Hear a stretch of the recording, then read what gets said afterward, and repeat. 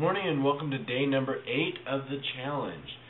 This morning's actually pretty good for me. I feel really awake. I don't feel very tired at all. Right when I got up, I felt pretty awake. Came in, got ready, and ready to record this video. So I want to tell you though that during the day, I actually have been feeling a little bit tired lately. By the end of last weekend, and even again yesterday on Monday, I was feeling pretty tired during the day, which is okay because that's a very normal and expected thing as you start a workout program.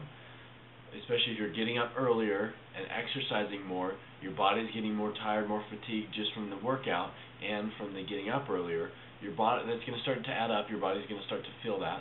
It's okay though, because it's going to get a lot better. Whenever you start something new like that, your body starts to get tired by the end of the first and even into the second week. But then into the third week, you're going to start to notice it going the other way. You're going to start to get less tired during the day and have more energy during the day. And then by the fourth week, it's going to get better, and it's going to get better and better and better and better every week until by the end of this, you're going to have way more energy than you ever had before you started this. That's just the way the body works. As you're working out every day and doing your power hour every day, you're going to invite a lot more energy into your life. As you work out, you're going to build your lungs up stronger and your heart up stronger, which will just give you a lot more energy into the day. So, this is Tony Purcell heading out to conquer my body, and then I'll do my power hour, and I'll report back to you right after. And I'll talk to you. Hello, and welcome to part number 2 of day number 8 of the 6 at 6 for 6 challenge. Today I'm going to talk about, first I'm going to start out by reporting my power hour. It went pretty well. I went to the gym, and I'm going to talk quite a bit about that. But then after coming home, I allowed myself to get a little bit distracted. And in getting distracted, I put myself behind schedule, and then I was a little bit rushed on the rest of my power hour. And have you ever tried to meditate while you're rushed? It doesn't work very well. Okay, so it wasn't the most effective power hour. One thing I get to continue to work on is being more succinct with my timing. Getting to the gym right away, getting right home, getting right started into the rest of my power hour. Keep it moving without any interruptions, any emails, any phone calls, anything like that. So I'm going to continue to work on that and let you know each day how it goes.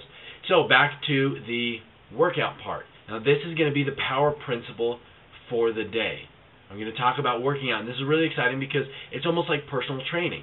That's why I told you this process, doing a power hour every day, and this program you're going through is a total life transformation program. So we're going to talk about some of the most effective ways to exercise every day. Now I'm going to borrow something from a book that I have right here. It's called Body for Life by Bill Phillips. It's an incredible book. It's a workout program. This is a 12-week workout program, and it is absolutely fantastic. I highly recommend it to anyone. Today we're just going to borrow one part from it, and it's what is called in the book the 20-minute cardio solution. The reason why it's called a solution is because a lot of the ways that people go about doing cardio is they think that each time as they get better, they should go for longer. And the better they get, the longer they go. And the longer they go, and the longer they go, and the longer they go, and it just gets longer and longer and longer. The problem with that for me is that I want to continue to progress for the rest of my life in all areas of my life. That includes the physical. And so if I want to progress forever, and that means more time, I don't want to get to a point where I'm working out 4, 5, 6 hours a day. I want to keep it as short as possible. That's where this 20-minute solution comes in, because it increases the intensity, so you're running faster or working out harder for 20 minutes rather than longer and longer and longer.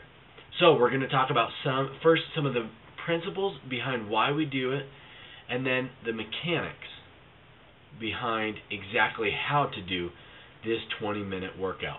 So first, some of the principles. Number one principle to understand is that as you're working out this way, it's going to be a type of workout that's going to fluctuate quite a bit. You're going faster, slower, faster, slower, faster, slower. And as you do that, that's going to get your metabolism running much, much, much faster than just a slow, long-duration workout. So your metabolism is going to be running, but what's key is that it gets it running so well that it will continue for about an hour after you work out, given that you don't go home and eat anything for an hour after your workout. So that's the first purpose of why we do a cardio solution. The other reason is, like I said, is it can sustain forever. It's always going to stick with you because it's increasing the intensity rather than the length of the workout. So you can always continue to improve without having to work out longer. And then there's one more purpose behind it, and that is that it can work at any level. No matter what level you currently are at, whether you're just barely starting or whether you're an elite athlete, this will work for you because it works on a scale of 1 to 10. It's you increasing the intensity of your workout. So now we're going to get into the mechanics of exactly how to do it, and this is where that scale of 1 to 10 comes in. So the first thing you need to understand is what your scale is. And it's important to recognize that your scale is your scale, my scale is my scale. A 10 is working out really hard, about as hard as you can at a sustainable level. A 1 is probably sitting on the couch doing nothing. So you find what that 10 is for you, cut it in half, and that's a 5. And you're going to eventually learn to rank it from 5, 6, 7, 8, 9, and 10. Your levels of intensity on a scale of 1 to 10. And this is how the workout goes. You start for 2 minutes at a level 5. This is like your warm-up. After 2 minutes, you go to level 6, and you hold that for 1 minute. Then you go to level 7, and you hold that for 1 minute. Then you go to level 8, you hold it for a minute. You go to level 9, and you guessed it, you hold it for 1 minute, and then you go back down to a level 6. And you continue, and you repeat that again, and then back down, up to 9, down to a 6, each time holding each level for a minute, down to a 6, up to a 9, then down to a 6, up to a 7, up to an 8. This is near the very end of your workout, up to a 9, and then instead of going back down, you go up. And this is, you'll know when you hit there because you're almost done with your 20 minutes. You go up to a level 10, and you hold that level 10 for 1 entire minute. By that time you get there, you are absolutely burned out, and it's going to require you to dig deep to hit that level 10 and maintain it for a minute, and then you drop down to a level 5, and that's your cool down. Now I've put together a chart that I've attached to the email, so when you're done with this video, click on the attachment, open up that chart, print it off, because it can be confusing and a little bit difficult the first few times.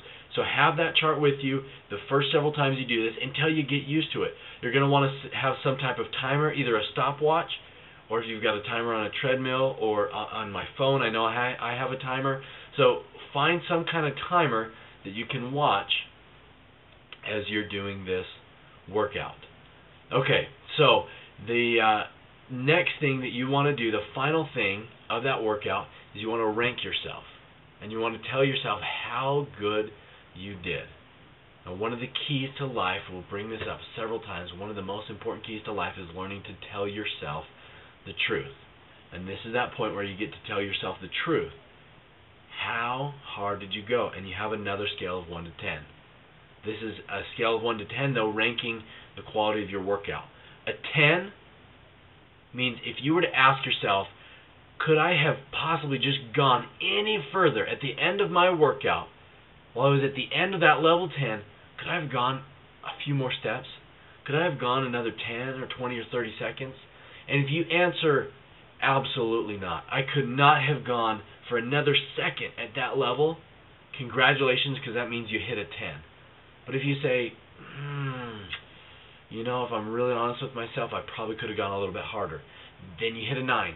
That's okay. You don't expect to hit a 10 every day. Again, I'm going to say that twice, so you make sure and get it. You don't expect to hit a 10 every day. You try to get there as often as you can. It's not going to happen every day. When you hit a 9, you make a note of it and say, I'm going to try harder next time. If you answer the question, geez, I probably really could have pushed it quite a bit harder, then you're maybe at an 8 or a 7. But rank yourself, how hard did you really push it on a scale of 1 to 10. If you hit that 10, in this book it's called a peak moment. I call it conquering your body. Okay? And when you conquer your body at that level, you've pushed beyond what your body thought it was capable of. You've gone to one step past that. You conquer your body. There's something so amazing that happens when you accomplish something that you didn't think was possible. That will carry over to every other aspect of your life, which is why I always say, conquer your body, conquer your life, which is why I'm here. This is Tony Purcell again reminding you to conquer your life. Go print off the worksheet, get started into your workout, and we'll talk to you tomorrow.